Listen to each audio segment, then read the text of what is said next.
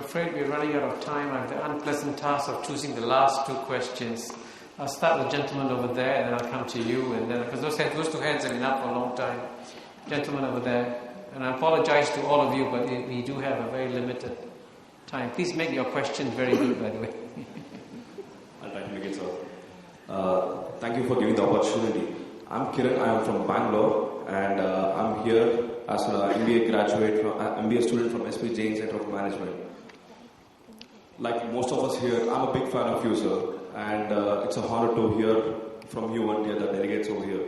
One question, the most important question which I want to ask here is, what is the role of meritocracy in protecting the country's own citizens?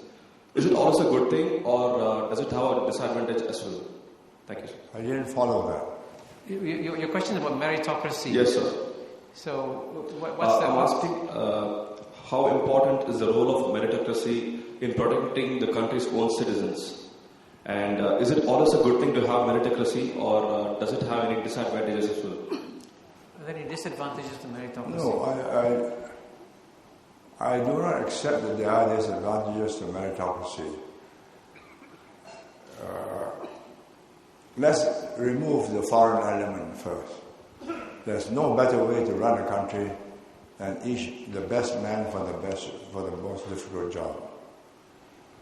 The foreign element, you have to decide whether you accept the foreign talent to increase your megabytes and increase your computer capacity, or you reject them and have a slower working computer. That's the choice. Now, in the case of Singapore, we accept the extra megabytes, and that's why I think we are more successful than we otherwise would have been. Okay, last question over there, gentlemen. Sorry, I apologize to all of you. I see lots of hands, but I have to recognize the hands been up for a while. Thank you. Sir, I'm Vinod Chaudhary from Nepal. We all know that India is well poised to become the third largest global economy by 2020 or so. And perhaps we are all also aware that there are problems that exist with the neighboring countries in South Asia between India. There are issues in terms of imbalances of trade deficits. There are political issues where India is often seen as participating in a manner which has not helped these countries. My question to you is that is it possible for a country to become a global power surrounded by neighbors with whom you don't have a very friendly relationship? There are two different questions. You can be a global power with small enemies all around you who cannot affect you.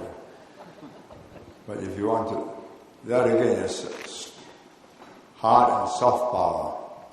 But if you want to be a successful power, both exercising military force and economic power, and at the same time soft power being an attractive society, then you should not have smaller countries around you antagonistic or feeling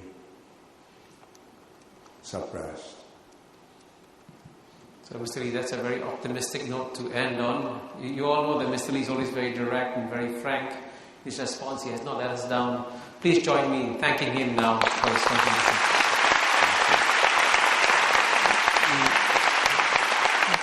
Thank you very much, Mr. Lee Kuan Yew, and thank you very much, Professor Kishore Mahbubani. We would please invite you to remain on the stage for a brief moment, please.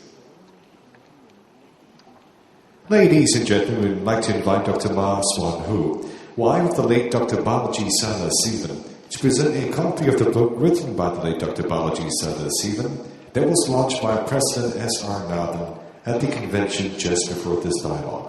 The book, published by the Institute of Southeast Asian Studies, is titled The Dancing Girl, A History of India. Dr. Ma is accompanied by Ambassador Pillay on stage to present the book. Maybe give them a big round of applause, please.